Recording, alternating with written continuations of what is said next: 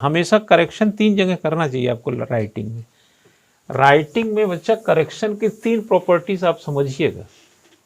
जब भी असाइनमेंट लिखते हो, नोट्स लिखते हो, तो 3 जगह चूक कभी मत करो।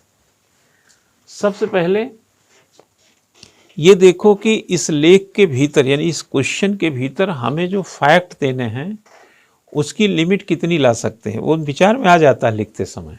यानी फैक्ट, और फैक्ट देते समय कभी भी ये दिमाग में मत रखना फैक्ट के टाइम में कि हम कुछ भी लिख देंगे चल जाएगा। फैक्ट हमेशा जब भी लिखो सही लिखो। कभी भी अगर आपको कोई डेटा देना है तो अप्रॉक्स में आप अगर लिख देते हैं, जैसे मान लो 10.6 है तो अप्रॉक्सीमेटली अगर 11 आप लिख देते हैं तो चल जाएगा, है ना। लेकिन 10 लिख करके आगे मत बढ़िए, क्योंकि उसमें एक्यूरेसी में फर्क आ जाएगा। 10.6 10 नहीं होगा, अप्रॉक्सीमेटली 11 हो सकता है। तो इस तरीके के फैक्ट को फ्लक्चुएट मत करिए, अपनी सुविधा के हिसाब से लिख दिया। फैक्ट को नंबर की सुविधा के हिसाब से लिखिए। तो फैक्ट गलत मत लिखो, किताब का नाम गलत मत लिखो, डेटा आंकड़ा गलत मत लिखो। फैक्ट अगर लिख रहे हो तो सही लिखो, नहीं याद आ रहा मत लिखना, लेकिन फैक्ट गलत मत लिखना। क्योंकि पढ़ते समय फैक्ट अगर गलत मिलता है तो सबसे ज्यादा नुकसान विद्यार्थी का होता है। तो फैक्ट या तो लिखो या तो न। जैसे किसी का कमेंट है इन्वर्टेड कामा में तब लिखो जब तुमको हूबहू लाइन याद हो। अगर नहीं याद है तो आप ऐसे कह सकते हैं कि हेनरी फ्यूल के अगर विचारों को देखें तो उन्होंने इस तरीके का दृष्टिकोण दिया। अब इन्वर्टेड कामा में मत करो, ऐसे लेके जाओ, ठीक। तो फैक्ट को कहां लेना है, एक तो वो दिमाग में रखो। दूसरा, क्वेश्चन का जो क्वेश्चन है वो एक कंसेप्ट पे बात करेगा। क्वेश्चन ऐसे बेपरवाह होकर बात नहीं की। जैसे गंगा नदी अपने इलाके में बहती है, गंगा में बाढ़ कितना भी आ जाए वो सिंधु नदी में नहीं चली जाएगी, उसके अपने दायरे हैं। तो क्वेश्चन एक दायरा देता है आपको, तो जिसको हम अगर दूसरी भाषा में बोले लक्ष्मण रेखा, तो लक्ष्मण रेखा को नहीं फांदना है। लक्ष्मण रेखा का फांदने का जो नुकसान है वो हो जाएगा। तो आप उसकी बाउंड्री को पहचानें, फैक्ट, और उसके बाद उसका दायरा, जिसको हम लोग अक्सर बोलते हैं रेशनल बॉन्डेड रेशनलिटी, सीमित विवेकशीलता।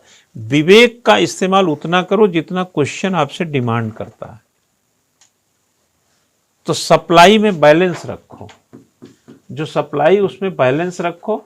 और लास्ट में तीसरा सबसे इंपॉर्टेंट चैप्टर है कंसेप्ट विहीन नहीं होना चाहिए।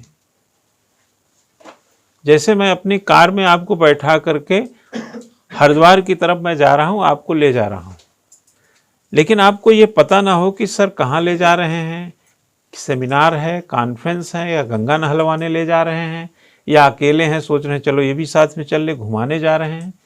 इतना असूझ किस्म का विचार नहीं होना। मतलब लिखते समय आपके शब्दों में, वाक्यों में, पैरा में, पॉइंट में जो रिफ्लेक्शन है वो प्रश्न का दिखना चाहिए कि आप किसका उत्तर दे रहे हैं। समझ गए ना, किसका उत्तर दे रहे हैं, ये रिफ्लेक्ट होना चाहिए। तो क्या होना चाहिए, क्वेश्चन आपके आंसर में रिफ्लेक्ट होना चाहिए।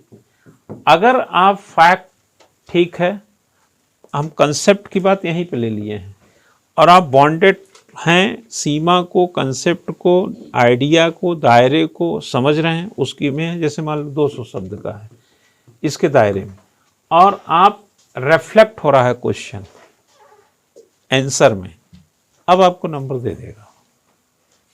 पता चला कि आप वो लिख रहे हैं जो आपको आता है, तो क्वेश्चन कुछ रहेगा, आंसर कुछ बन जाएगा, रिफ्लेक्शन नहीं होगा।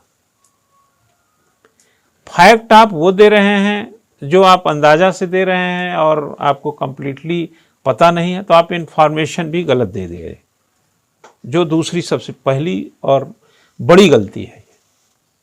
और दायरा आपको पता नहीं है, 200 शब्द का है, लिखते चले जा रहे हैं, फालतू एग्जामिनर का दिमाग खराब किए हुए।